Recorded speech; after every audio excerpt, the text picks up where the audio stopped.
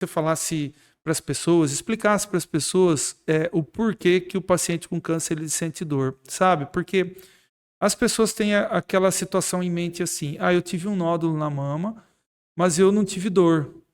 E as pessoas associam muito o câncer à dor, e não é bem assim, né? Então, para a gente Exato. explicar um pouco melhor em que situação a dor se manifesta, queria que você falasse logo no início isso. Exatamente. Essa é uma excelente pergunta, porque existem várias maneiras, vários mecanismos, várias razões para um paciente com câncer ter dor. Primeiro é o próprio crescimento do tumor. Na região em que ele cresce, ele vai se expandindo, vai apertando as estruturas ao redor, nervos, outros órgãos. Isso pode ou não causar dor. Tanto é que existem alguns tumores que eles vão demorar muito para ser diagnosticados, porque nem toda víscera, nem todo órgão, ele vai doer só porque tem Sim. alguma coisa crescendo ali. Se você não rompeu a cápsula de um fígado, por exemplo, você não vai ter dor até, às vezes, detectar num estágio muito Exatamente, isso aí. avançado. Pode ter dor também pela cirurgia, que é o tratamento do câncer também pode causar dor, é uma das razões. Então, quando a gente tem um câncer, um tumor que está crescendo, e aí a gente entra até em outra seara, o que que vai fazer uma pessoa ter uma dor pós-operatória muito pior do que as outras? O sexo do paciente, sexo feminino, se essa dor já estava bem descontrolada antes do paciente ser operado, isso é um fator de risco para ele não ter um bom pós-operatório, ele ter dor aumentada. Então, quanto mais intensa é a dor no começo, mais tempo a gente leva para poder controlar essa dor. Sim. Eu hoje de manhã, coincidentemente, peguei um paciente no consultório com um tumor pequeno de pulmão. E eu perguntei, olha, como que o senhor ficou, como é que o senhor diagnosticou? Porque era um tumor pequeno, 2,5 centímetros para pulmão e periférico. Eu tinha dor. Eu ainda falei para ele, falei, olha, o senhor sim teve azar de desenvolver o câncer, mas o senhor tem uma grande sorte de ser no início, porque o que aconteceu? Como ele era uma lesão periférica, ele estava muito próximo de arcos costais. E é uma região de bastante inervação, porque passa lá embaixo, né, na parte inferior da costela superior, ela passa lá o feixe vasculo nervoso. E era um tumor pequeno que ele desenvolveu a dor. E eu expliquei para ele hoje cedo que nem todos os casos acontecem dessa maneira. Então, eu queria que você falasse um pouco das causas da dor a partir de então. E também, assim, porque o que é muito comum no consultório também é a gente pegar pacientes metastáticos com dor, né? Em especial, né, Luciana, metástase óssea. Metástase óssea é uma Próximo. coisa que dá muita dor, né? Então, vamos falar um pouquinho sobre as causas. Sim, e quando a gente pensa no tratamento da dor, às vezes, antigamente, né? Hoje em dia a gente já tem tanta medicação quimioterápica, tem tantas técnicas mais novas de radioterapia que até o próprio tratamento ele faz algumas lesões celulares mitocondriais na célula e daqui a anos você vai ter um paciente com a dor neuropática, que é uma dor por uma lesão no nervo do tratamento do câncer ou O pela quimioterápico cirurgia. também faz isso. Alguns Exatamente. quimioterápicos dão a síndrome mão-pé, então você acaba tendo uma neuropatia intensa e aí depende da sensibilidade da pessoa, alguns desenvolvem mais, outros menos.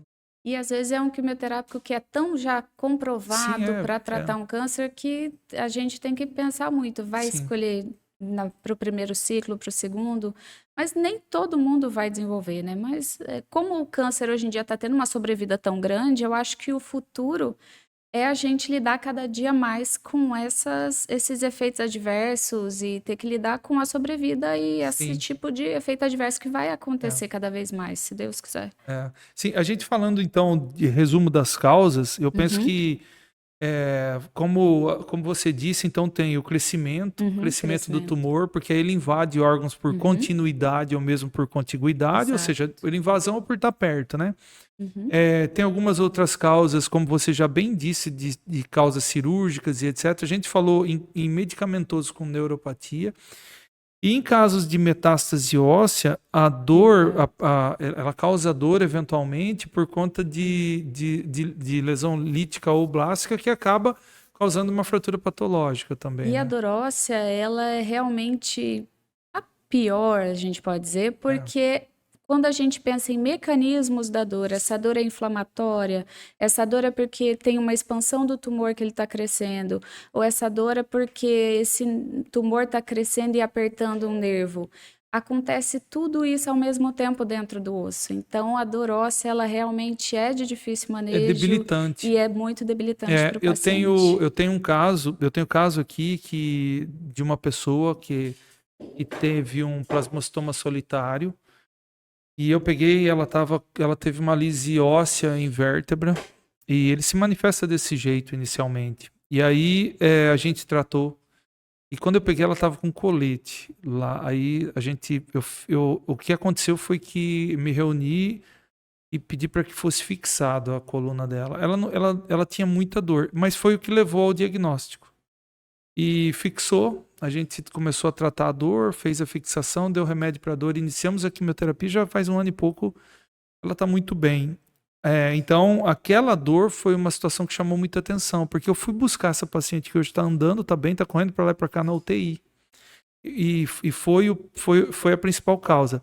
Os mielomas dão muita dor por lesão óssea, né? Que é o plasmostoma solitário ou mieloma múltiplo, e as metástases. A gente costuma pegar as fraturas patológicas. Pessoal, fratura patológica é quando você quebra e cai, né, Luciano? Não é aquela história de você caiu, bateu e quebrou, não. Então, nesse caso, eu costumo fazer, se tiver condição, eu sou muito... eu costumo indicar muito a questão cirúrgica para poder Sim. estabilizar, porque só o tratamento da dor medicamentosa importante. é complicado, né? Tanto é que a gente, na medicina intervencionista da dor, que é além das medicações e os procedimentos, quando a gente tem uma fratura patológica, oncológica ou não, por osteoporose, e essa fratura está numa fase subaguda, até 1 mês e meio, 2 meses, se você tiver 50% da altura do muro posterior preservado, se você não tiver retropulsão, é aí que você pode indicar a cimentoplastia, a vertebroplastia, para preencher com o cimento. Aí o cimento, quando a gente coloca dentro, ele mesmo já faz o que a gente chama de uma lise térmica. Ele vai esquentar esses nervos, o nervo sinovertebral, que é o nervo de dentro da vértebra, e também faz parte do procedimento você fazer radiofrequência, porque quando você quebra, você também quebra os pedículos, como se você tivesse uma dor de artrose, porque você quebrou ali atrás as facetas. Nós vamos falar um pouquinho mais disso, do tratamento na evolução mesmo, Isso. né? E é claro,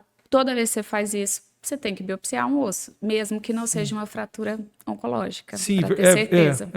Eu tenho um ortopedista que eu sempre especialista em coluna aqui, que é o Rinaldi, que toda vez que eu preciso ele faz. Eu já nem preciso pedir, porque nós estamos juntos há tanto tempo que ele já sabe o que tem que fazer. E a estabilização é uma coisa que ajuda muito o paciente depois, inclusive, eu digo em coluna, né, a deambular, em especial as doenças hematológicas, né?